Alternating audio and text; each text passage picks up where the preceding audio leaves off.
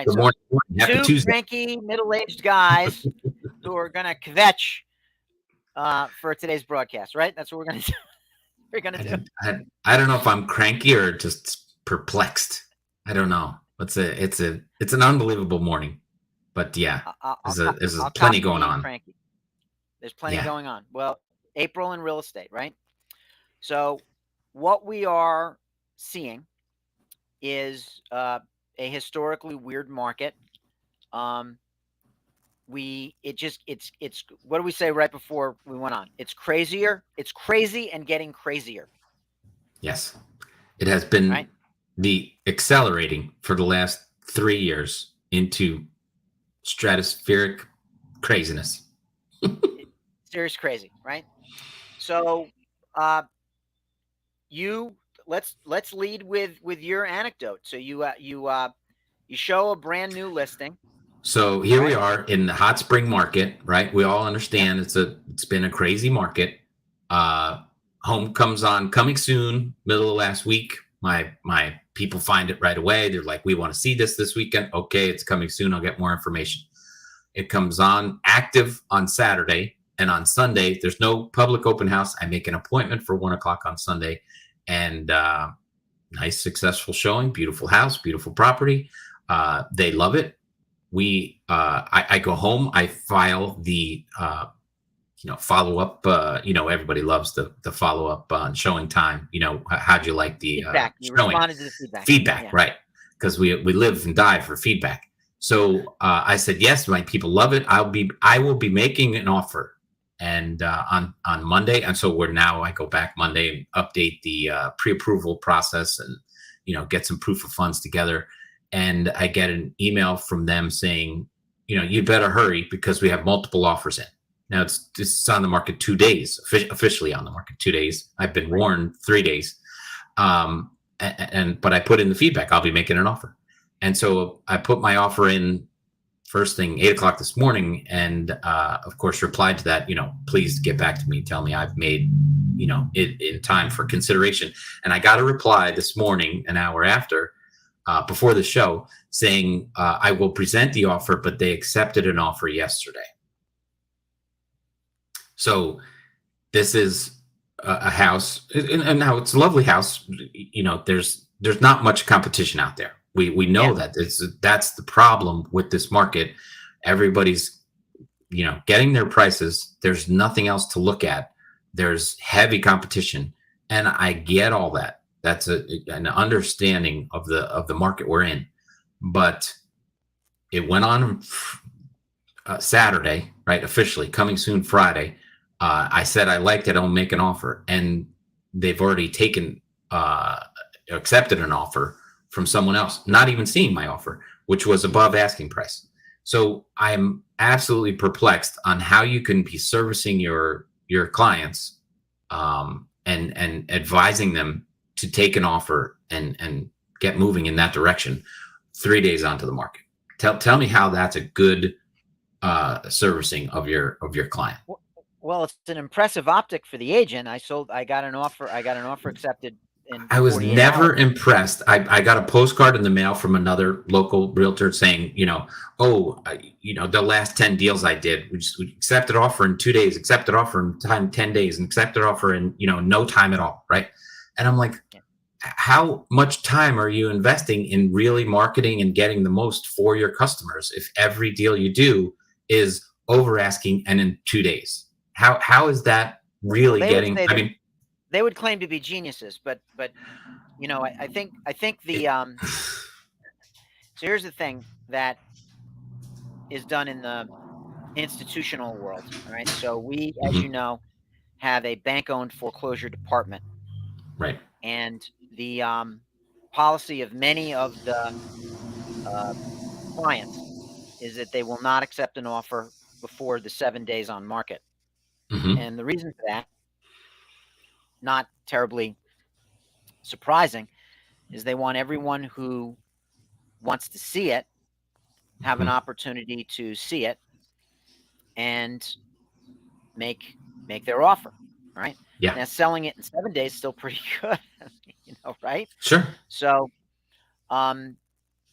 And oftentimes, and I certainly don't know about the specifics of the example you're citing, but Mm-hmm. often it is that listing agent's own buyer that Yeah. has the accepted offer. So if that happens, one could be looking at certainly an optic where it looks like the listing agent is kind of working for themselves more than they're working for their Yeah. client. Mm-hmm. Because if it's a hot property in a low inventory market in a great area and it's competitively priced, and, for example, your people wanted to see it right away. As soon as they saw it, they did everything right. Yeah.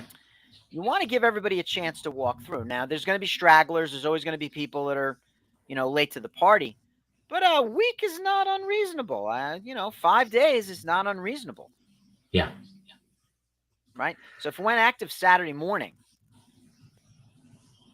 is that when it went active? That's when it was active. And they accepted an offer on Monday. That's correct.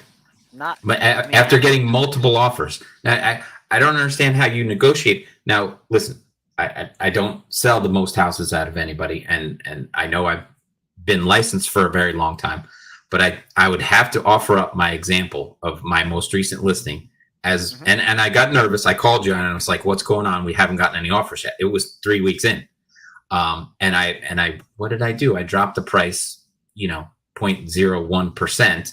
And then boom, 3 offers came in.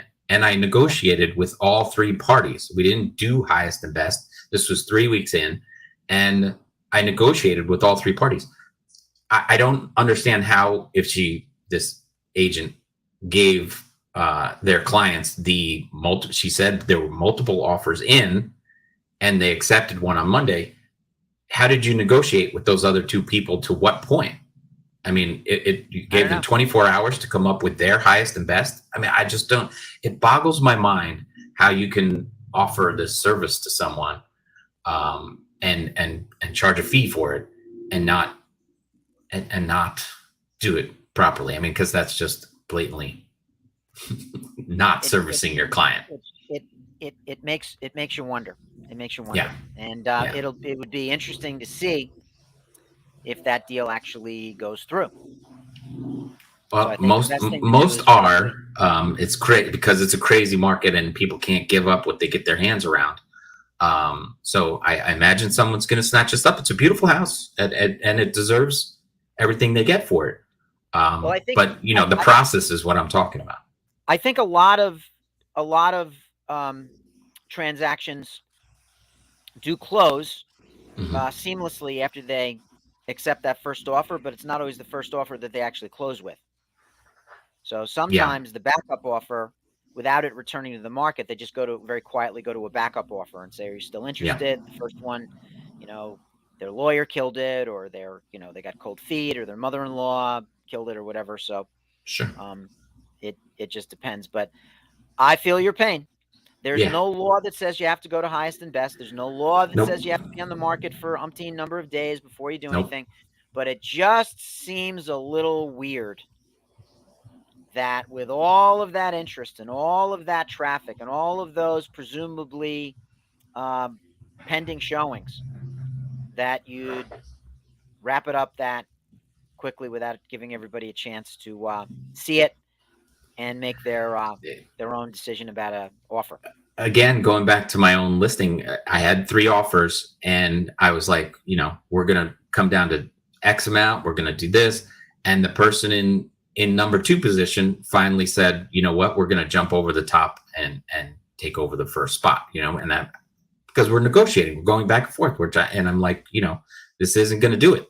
And so the people in position 2 said, you know what, we're going to go for it. We're giving them our best foot forward and did that. And if I hadn't been negotiating with all 3 of them, highest and best at whatever the lower original bids were, I don't think would have gone as high for this listing that I think you handled it preparing to close.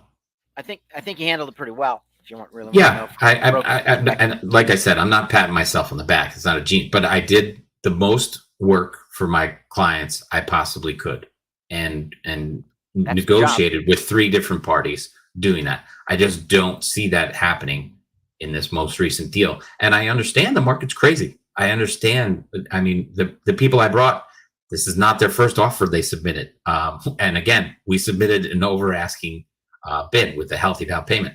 So, I expected that to, get some attention and some consideration. But 72 hours after listing, and they've already accepted something different without hearing the options, just boggles my mind. But I feel your pain. We'll let that one go and understand that this market is crazy. Yeah, deep breath.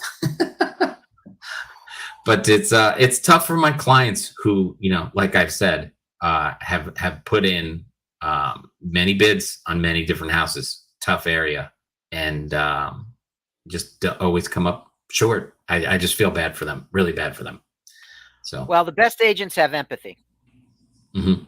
The best agents have empathy for their clients. And I've heard it said that, a customer is someone you think about when you're standing in front of them, when they're across the counter from you or across the desk from you. Yeah. That's a customer. But a client is someone you think about when you're shaving. Yeah. Right. And, being fiduciaries, being advocates in what is typically the largest transaction of most people's lives, certainly that occurs in one day. It is a big responsibility. And I don't know that all licensees are equal in that respect. Yeah. I don't know it. I think we sometimes get a little cynical if the optic looks a little bit weird, but the example you gave me, I got to tell you, that's a little bit. Well, I don't know that I'm being cynical. I think there's a lot of worthwhile questions could be asked there. Mm-hmm. And look, for members of the public, you want the result. If you are a home seller, you typically want the most the market will bear Mm-hmm. in the least amount of time with the fewest headaches. That's kind of like the triangle, the holy grail, yeah, of what a seller wants. Now, the most does not always happen the fastest, right? Right.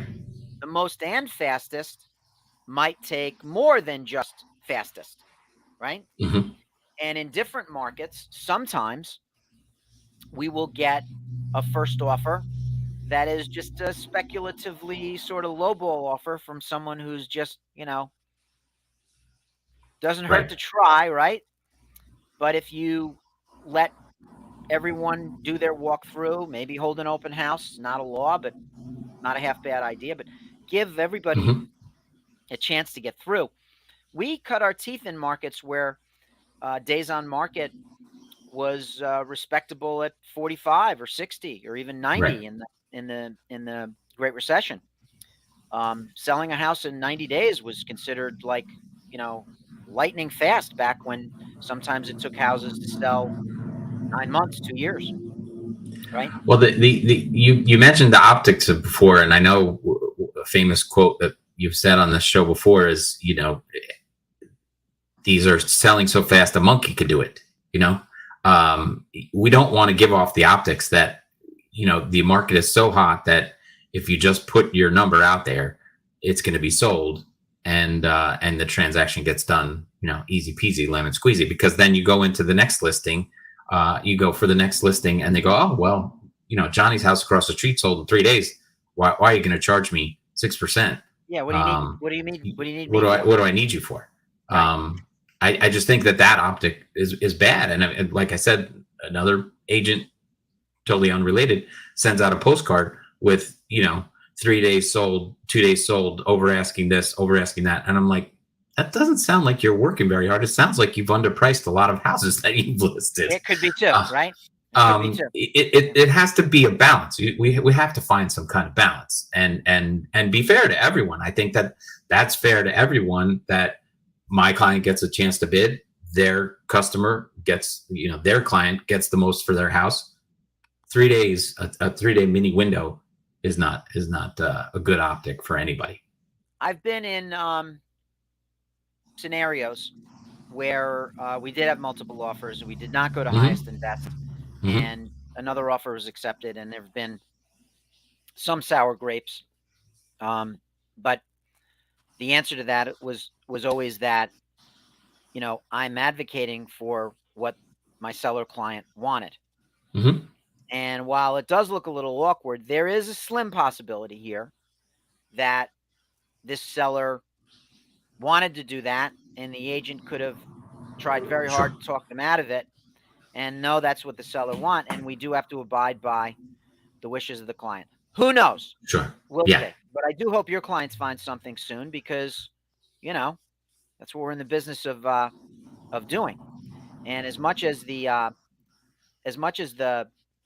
sellers may have it easy right now in this market, tough market for buyers, boy.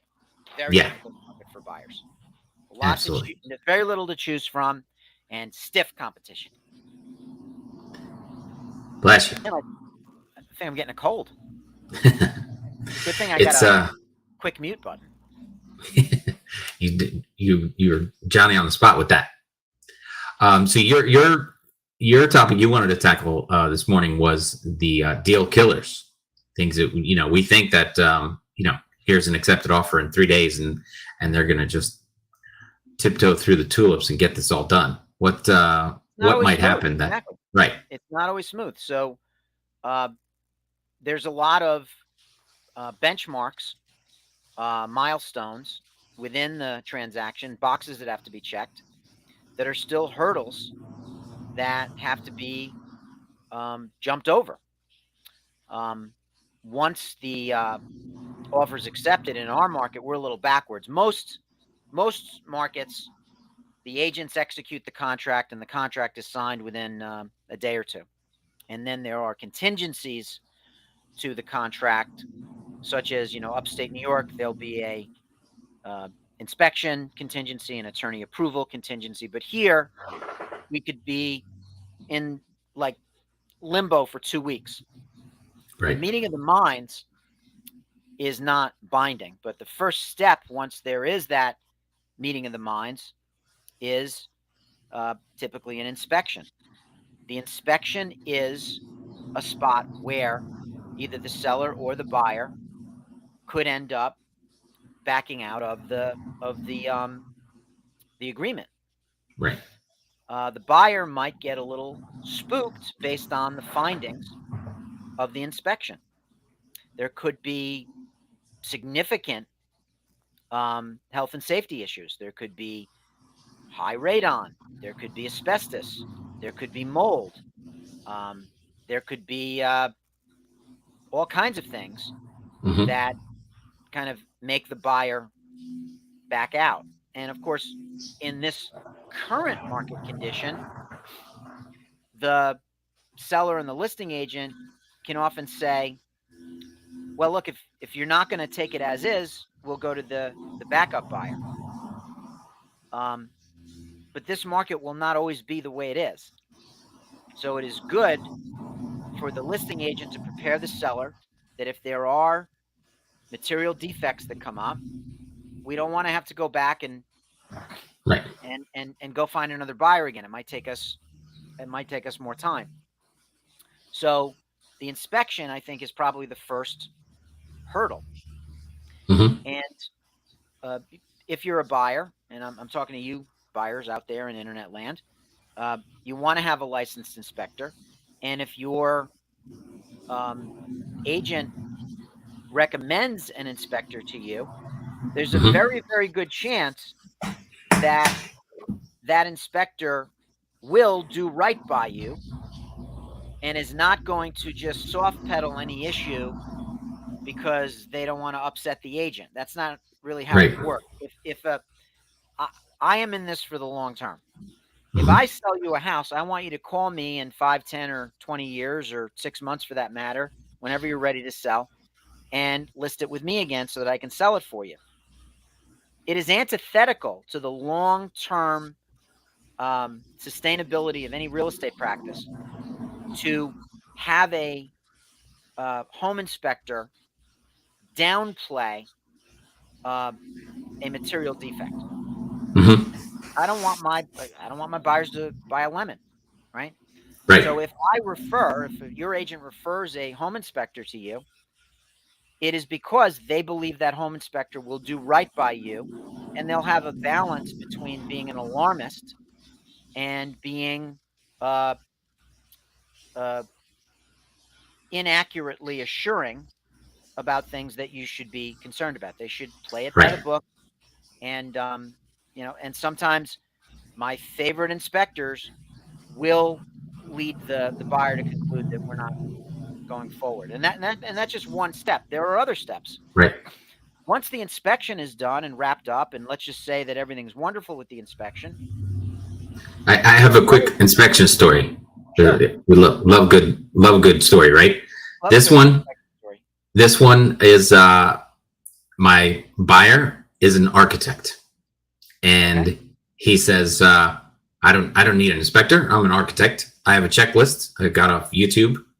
I'm going to go through the house and check, structural this and structural that and whatever and all this kind of. I said, but you should really get an official. I don't need that.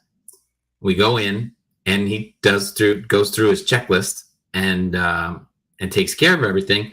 We are doing this in January, and the windows look great, and they're functional. But it's being 5 degrees outside. He does a quick up and down with one out of the 27 windows in the house or something, and then calls me back in the spring after it closes.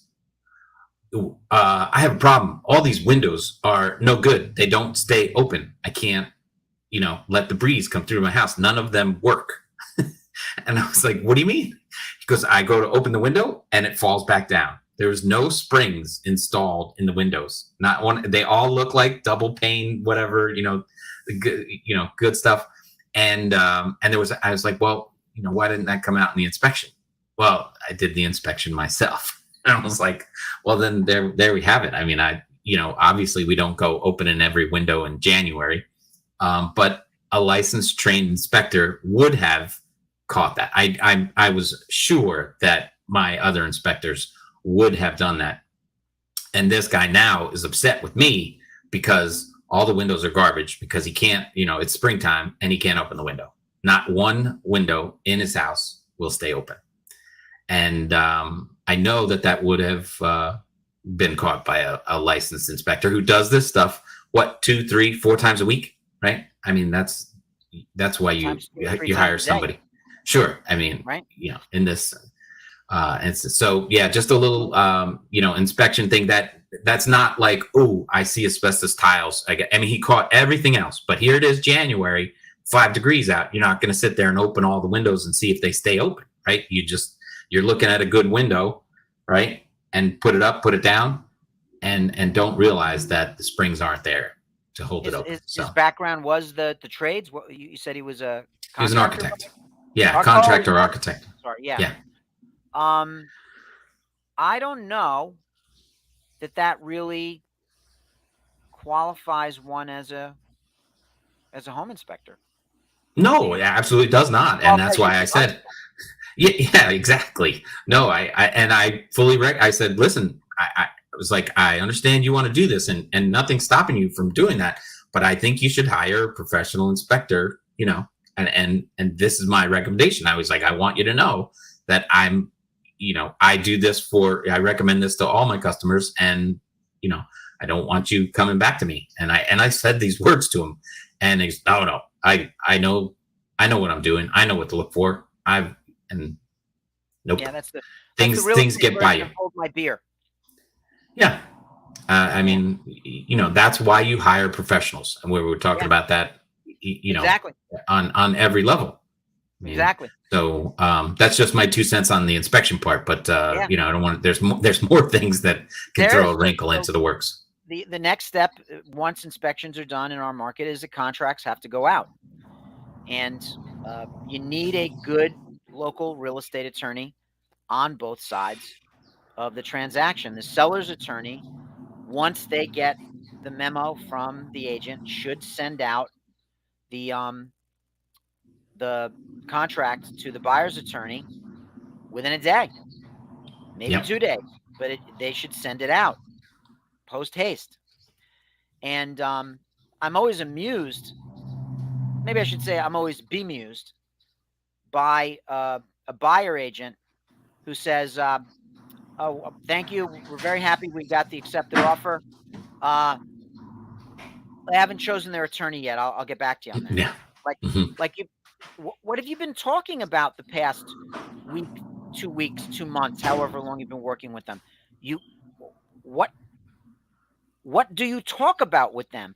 This is one of the fundamental cornerstone underpinnings of moving forward, right? It's kind of like planning a wedding without meeting somebody, like you should have an attorney. So that gripe aside, there are times when the seller's attorney doesn't get the contract out, or the buyer's attorney gets it and takes a week to get back to the seller's attorney with any markups, as they call them, or recommendations or notes or things like that.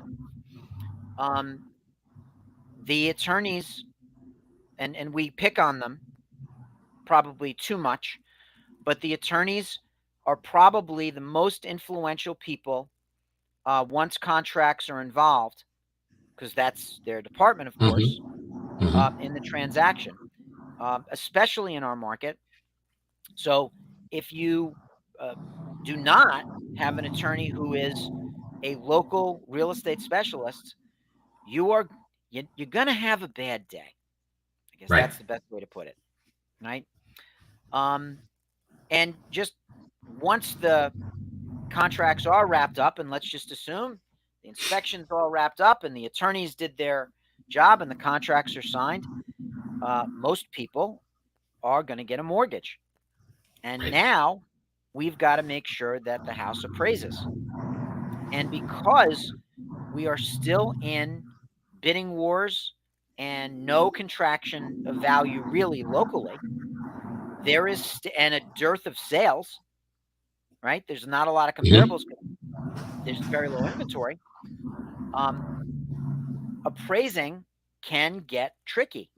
So the next possible deal killer step is the appraisal. Now, if the buyer is putting 35, 40% down and it underappraises just a touch, they can make up the difference in cash perhaps, or they'll just, whatever, it's fine. But if you've got a buyer who's putting a minimal down payment on a first-time purchase, for example, and it doesn't appraise, they may not have the cash to make up the difference, and the seller may not be able to have the capacity to eat the difference. Right. So appraisal is a thing. Now, if you're a smart listing agent, you are still in this market going to go for appraisal protection. But you also have to look at terms. If you've got 2 offers and one of them is higher, but it's a very low down payment, that may be highest, but it's not best. Right. And this is why cash offers are still so strong in this market, because there's no appraisal. Now, once the appraisal is wrapped up, lots of times, especially with first-time home buyers, there are going to be other people involved in the transaction, namely family members who might be participating financially in the purchase. Typical example might be that the parents are going to be gifting some or all of the down payment to their grown children for the property, for the purchase. And if the buyer's agent finds out about this well into the transaction, again, I have to ask, what are you talking about with these people when you're working with them? You've got to ask them early on, will your parents be helping? Right. Because there's a thing called transaction lag. And if I bought my last house in 1994 And I haven't been in the market for ages. And the taxes on my house in 1994 were $4,500. And my house is 2,500 square feet. And now my kids are buying a house that's 1,100 square feet, but the taxes are $12,000. I might get sticker shock and just Oh yeah. be astonished that maybe they're making the wrong decision. Maybe they're overpaying, right? And lots of times we will see parents pull their support for a deal because they simply aren't educated about the market, because the agent didn't ask the right questions and didn't get the parents involved soon enough. Yeah. Right? Now, even if you did that, you did your inspection and everything's fine, and the lawyers got their act together, and the parents are either not involved or on board, and the appraisal is great, you're still not out of the woods yet. All right? And this is something we're going to put on both the seller and the buyer's agent, and that is there could be title issues. Yep. Now, the way it works in our market is that once the buyer has a mortgage commitment, then the buyer's attorney will run title, order title, as they say. And the title will give a number of things. It'll give the chain of ownership, it's the full file on the property, and it'll also have something along the lines of municipals. Now, it is very, very rare that there's a cloud on ownership. Okay, it's very rare that there's a question about these sellers actually being the sellers, right? But it is very common for the municipals to come back, and now we're 2 months in, and only now we're just finding out that there's no certificate of occupancy for the deck. There's no certificate of occupancy for one of the bathrooms. And now we're supposed to close in 2 weeks, and the bank and the title company are both saying, yeah, no, you're not. It either has to be removed or legalized. Well, we can't remove the deck because we're going to fall 10 feet from the back door. So we need a deck. So that has to get legalized. And we kind of needed that bathroom because we bought it thinking we were going to have a bathroom in the basement or whatever. So it is incumbent upon both the listing agent early and the buyer's agent, when they know that their client is serious, to go to the building department and pull the property card and make sure that what you're buying is what the municipality has blessed, right? Yep. And that is another tricky bit. But that is all part of the due diligence. And this is why this is not a brain-dead monkey can do it job. You know, a monkey's not going to go to the building department and ask the right questions. A monkey is not going to say, do you have anybody in your life who's going to be helping you and assisting you with this, right? A monkey is not going to say, oh, you don't need a licensed home inspector. You know, forget my Rolodex and my 18 years in this business, or however long you've been doing it, and my contact list. Just, you know, get whoever you want off a Google search, right? So, or do it yourself. You never want it to be a do-it-yourself project in this space. It's just too much money. It's too important. You're going to be living there. It should never be a do-it-yourself project. So these are all, you know, the deal killer thing. There's so many places this thing can go south. And it is profoundly important that both buyer and seller select an agent that are going to get out ahead of these things and make sure that their interests are covered for different reasons. But at the end of the day, we all want the same thing. The seller wants to sell, the buyer wants to buy, and if we cannot successfully close this, then everyone is going to be upset, not the least of which is going to be the agent who has earned zero commission. Zero commission. So, moral of the story here is fast, as we are seeing, does not mean easy. Fast doesn't mean easy. As a matter of fact, one of my little Murphy's Law feelings is that, you know, when someone buys a house they saw the first day you went out looking, I gird my loins. I'm like, oh boy, this is going to be a nightmare. Yeah. because there's no easy file. So if we Right. had an easy time finding the deal, then there's something that's going to come up which we have to anticipate and be ready for that may delay or add difficulty and drama or stress to the deal. Sometimes it has nothing to do with the house. It has to do with the fact that they hired a horrible lawyer, or they Outsized hired a, forces. Yeah. yeah, exactly.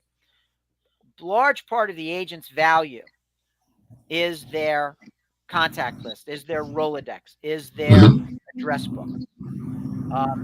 And it's not just related to inspectors, the electricians and architects and lawyers and bankers.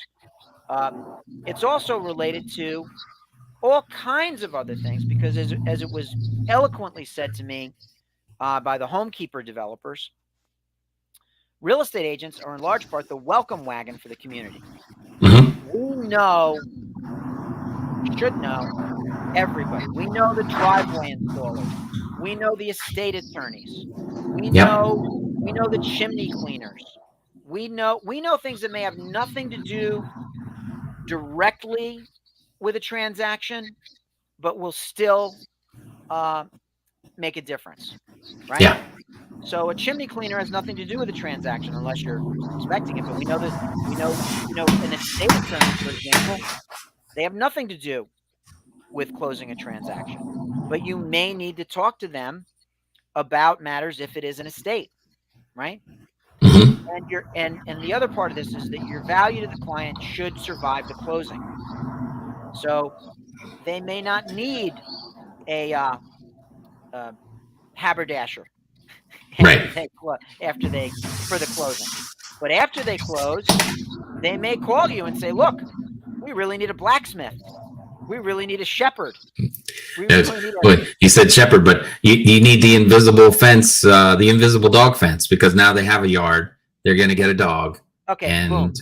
A dog trainer. There it is. Like if you're a real estate agent and you don't know 2 dog trainers, right?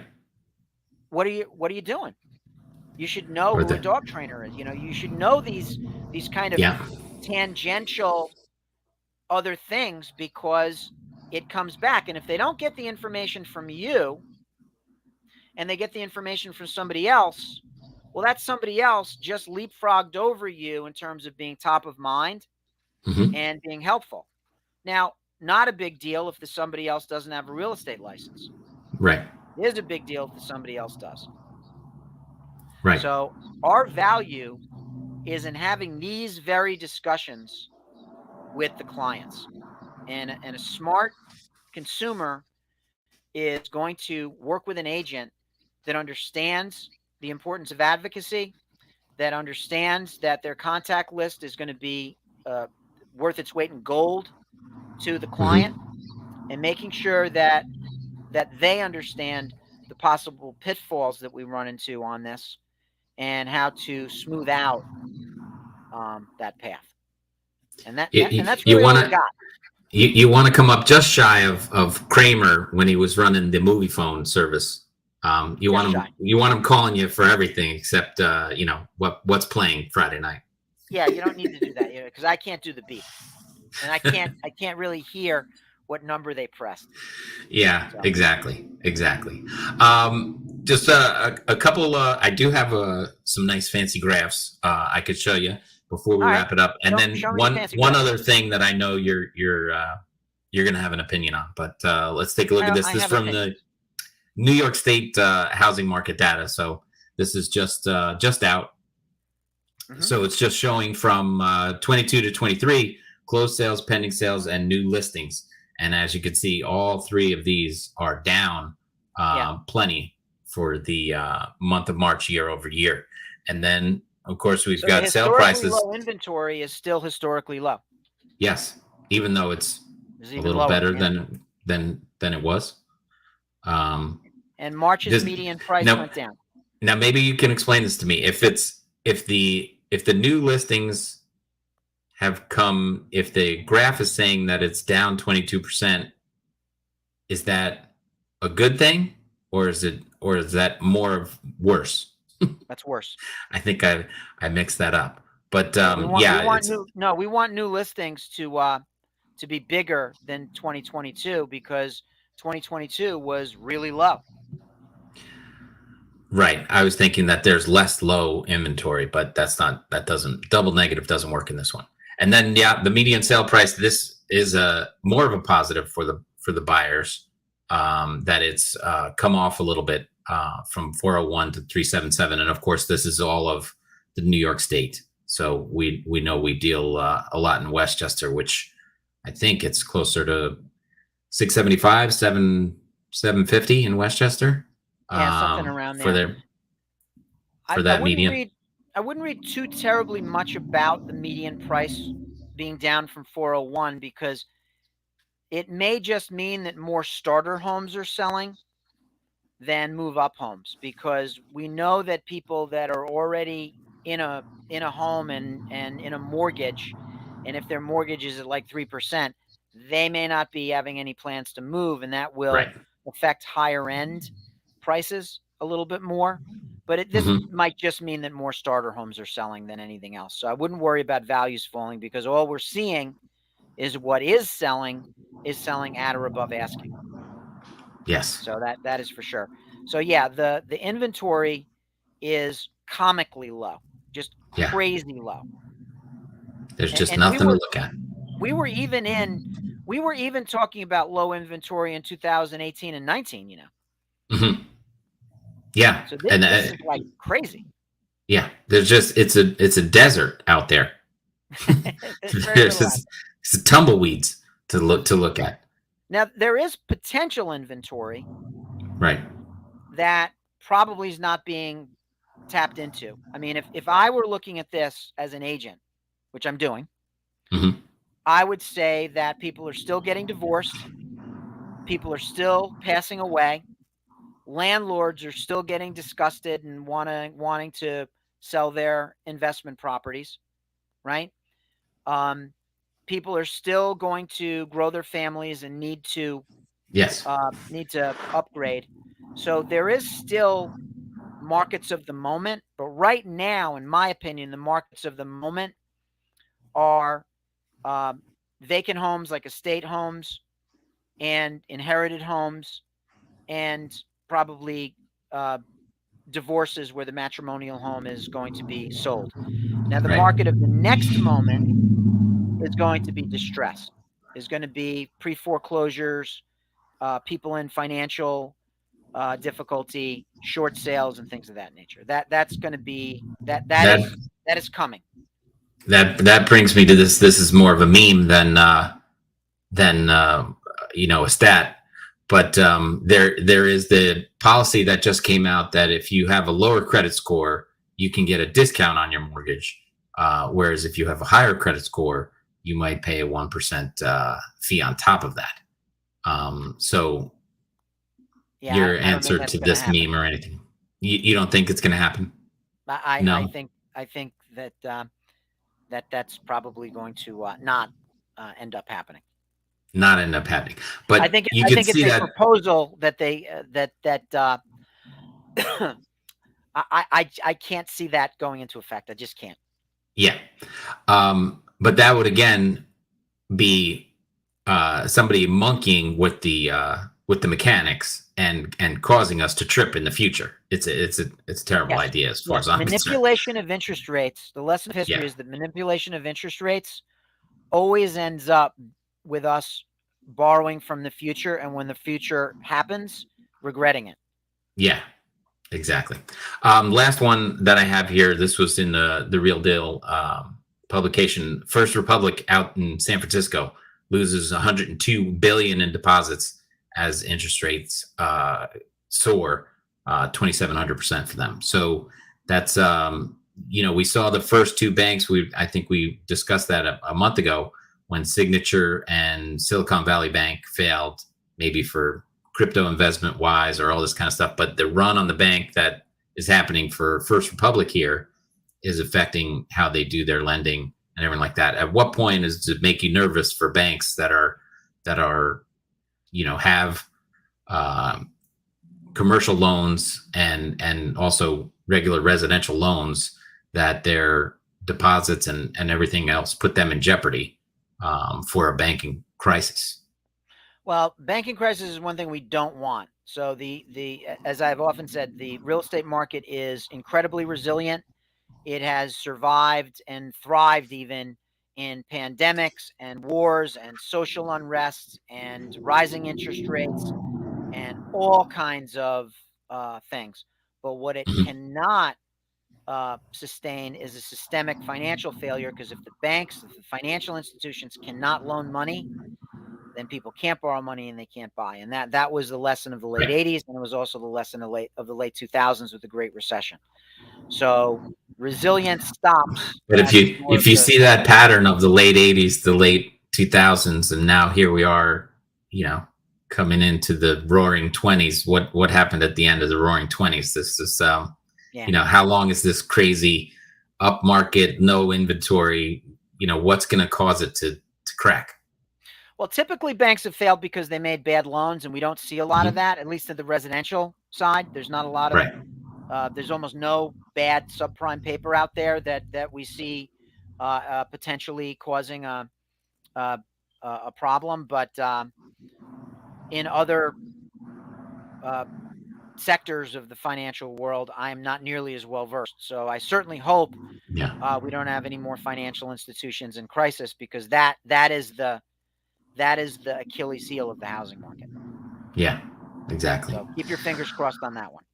We'll just have to keep our eye on those guys. That's for sure. All right, good stuff, Phil. I'm good if you're good. Not bad. There's always something to talk about, isn't there, Tim? Yeah, absolutely. Maybe we'll even have a guest next week. That'd be good. I'll look forward to it. I'll be ready. Thank you. Have a good day, everybody.